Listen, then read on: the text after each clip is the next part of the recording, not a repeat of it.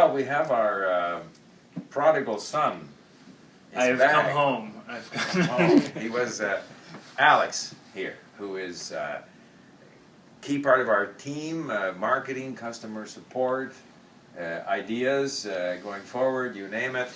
Donkey, you know. Donkey, yes.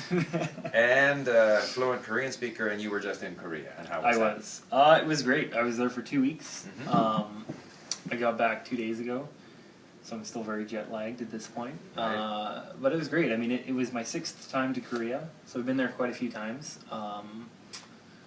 And I have a pretty good thing going where, you know, my Korean level is quite good, I think. You know, I can get around quite easily in Korea. I'm not perfect. I mean, there's still plenty of room to grow. I'm reminded of that every day. Right. But I also have had the opportunity in my travels to Korea to meet quite a few different people. And so for me, it's great because I can go there and I can hang out with friends that I, get to see maybe once a year. So let me ask you a few questions about your language. So you say and I've heard you, and to me you sound totally fluent, but that's because I'm not a Korean speaker. So, if you go in a store, does it ever happen that people say stuff to you that you don't understand? Yeah, I mean, they're we'll put it this way, in an average store, no. Right. But, for instance, on my second to last day, I went into a yakgu, which is like a pharmacy kind of place. They have them all over Korea, way more than they have them here. Right. But there they have random different things as well. My mom had wanted like a hot pack. You basically put it in the microwave, heat it up. It's this thing called a jinju pack, is what they call it. So I found out that they sold them here, so I go in and I'm looking to buy one. The person in front of me is asking about some sort of medicine, and the attendant there says, "You need a chobang for this," and I didn't know the word chobang. And I was like, okay, I've never heard this word before, but they're talking a bit more, and she keeps insisting, well, you need this chobang, and I'm like, oh, that sounds, I feel like it's a prescription. I'm not sure, but that's what I think. And so when I left the store, I asked God whatever I needed, I left the store, checked it up on the dictionary, and I'm like, oh, that's what that means. Oh, okay. But I definitely do. I mean, so it would be missing bits of vocabulary. Yes. Yeah. Okay. Newspaper, not a problem? Newspaper, I mean, the biggest difficulty for me now is the more advanced words that come from Chinese. Right. What I find is that those don't come across very often in everyday conversation or in regular writing communication between people. It's more in kind of formal settings that language is used. Right. And I find that there's much bigger of a distinction between that in Korean, between, casual and formal language than there is in, say, English, between talking to friends and writing in academic papers. Okay. So I still struggle a lot with some. Did you, when you were there and having fun with your friends, did you do anything specific insofar as working on some aspect of your Korean, or you were just there to have fun?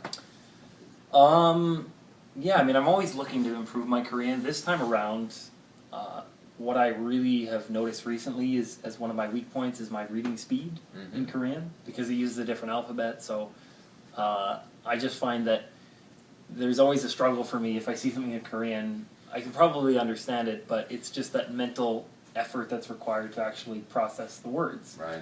So I made a much more significant effort this time around to try and read more books, read more stuff that I see, read more articles on my phone and stuff like that. Have you read books in Korean, like from cover to cover? I've read some, not a lot. What I find is that, I don't really read that many books in English, but I do a lot of reading in English. So I've read countless articles, countless blog posts. That's the vast majority of my reading. Right. But yeah, I tried to. That was probably my main focus, is to try and read more, and I think as you read more, you learn more vocabulary. So trying to make that effort, because for me, speaking and listening and stuff is easy. It's stuff I do all the time. It comes much more easily. Whereas sitting down with a book and actually concentrating on it, that's the challenge. So that was my... Another question. If you are with people, or you're in a room where there are Koreans, and the conversation is flying back and forth between these Koreans, are you quite comfortable? Do you because that's always difficult too in a way. Oh yeah. So how good are you at picking up that third party conversation? I'm a lot better now. I'm quite comfortable now. I'm not as good as a native in that scenario, Mhm. but I can definitely hold my own weight in a Mhm. conversation that's happening between a group of people. But I remember in the early days, like that was the worst thing, because you sit there in a group of people and you understand nothing, and you sit there and you're just looking blankly, and like you may as well not even be there. No, just to give me some words of encouragement. Yes. How many years before I would be able to pick up so- on the sort of third-party conversations So- going back and forth? I think for me, it's really come with a lot of direct exposure to that kind of scenario. Right. Having a lot of Korean friends that I can interact with. I mean, I've been studying Korean for, it's probably around 7 years now that I've Okay. been studying it. Okay. I haven't been 100% on it all the time, but that's been the duration. I would say that it's probably within the past 2 years that I've really felt more comfortable with that. All So right. after about 5 years of reasonable effort. Okay, well that is very encouraging because 5 years. Yes. my feeling is that 3 months is, and I've been really working hard at my Korean despite Mhm. various distractions. I think I've moved it forward a bit. Mm-hmm. But it reminds me that language learning takes time. Yeah. And therefore the key thing is to really enjoy it, and I think you enjoy your Korean. Yeah, I do. Yeah. So I'm never disappointed at what I'm not able to do. Mhm. I'm actually quite pleased at what I am able to do. Mm-hmm. And I enjoy it. Yeah. And with that I just keep going. Exactly. So, and I will keep going beyond the 3 months unless I get distracted by some other language. Okay. Russian, I know it's really, Russian's always there now. It's- I mean, I enjoy Russian so much now. Yeah. And French and Spanish and Chinese, whatever. Mm-hmm. But who knows what the next distraction will be. Yeah.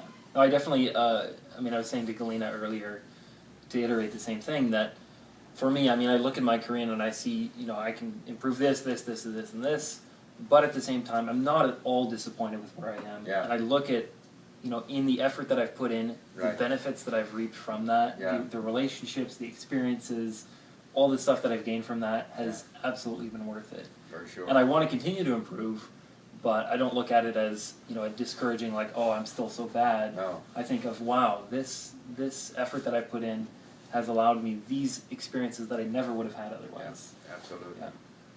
Okay. Thank you very much. 5 years. Now we get back to work. Yeah.